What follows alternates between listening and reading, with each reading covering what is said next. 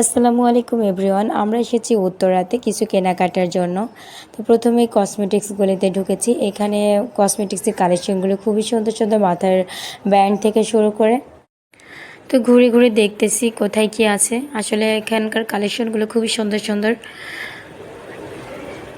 আর এখানে বাচ্চাদের পুতুল আছে, আরও খেলনা আছে বিভিন্ন ধরনের।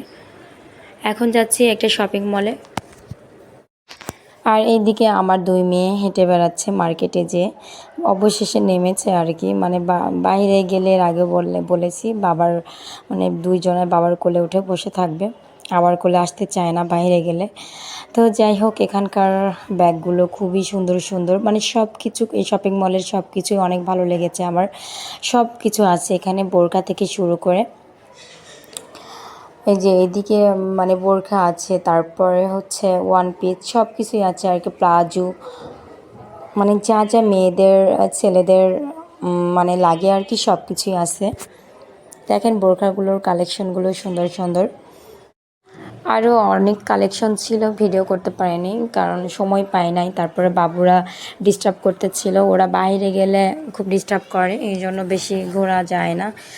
তো যাই হোক, মানে কিনছি, মোটামুটি কেনাকাটা করছি।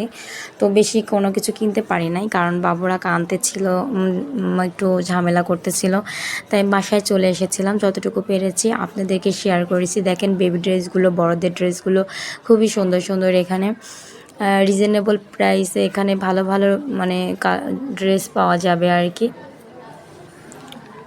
আসসালামু আলাইকুম এভরিওয়ান, কেমন আছেন সবাই? আশা করছি ভালো আছেন। আমিও আলহামদুলিল্লাহ ভালো আছি। তো আমার হাজব্যান্ডকে বলেছিলাম সিঙ্গারা খাবো, তাই সে সিঙ্গারা এনেছে। দেখি এর মধ্যে কি আছে, কি কি সিঙ্গারা এনেছে না পুরি এনেছে বুঝছি না। অনেক সময় সিঙ্গারা আবার পাওয়া যায় না এইদিকে। তো ওকে অফিস থেকে আসার সময় বলেছিলাম, প্রায় বাসার কাছাকাছি এসে গেছে, তখন বলেছিলাম। এদিকে আবার সবসময় সিঙ্গারা পাওয়া যায় না। তো এটা খুলে নিই, পরে শেয়ার করি আপনাদের সাথে। তো সিঙ্গারাই নিয়ে এসেছে, তো এখন আমি খাবো এগুলো। সস দিয়ে খেতে খুবই ভালো লাগে। তো এখন সস আর মরিচ দিয়ে খাবো। এই মরিচগুলো ঝাল অনেক বেশি মরিচ।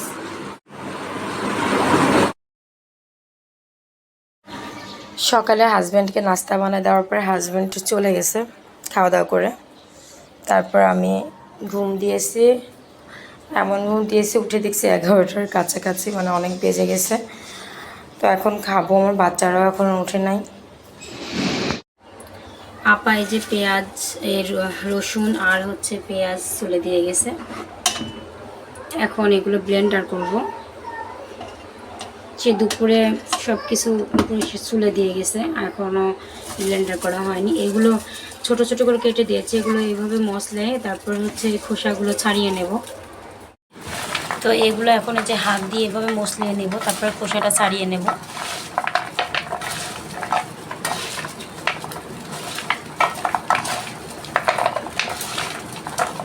মানে একটা একটা করে চুলতে গেলে অনেক লেট হয়ে যায়, এজন্য এভাবে আমি চুলতে বলেছি।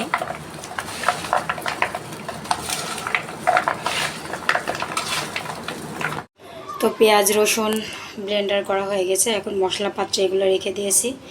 বেশি করেই করলাম ব্লেন্ডার, যেহেতু কিছুদিন পরে আমার শ্বশুর শাশুড়ি আসবে, আর কালকে হচ্ছে কিছু আদা ব্লেন্ডার করব।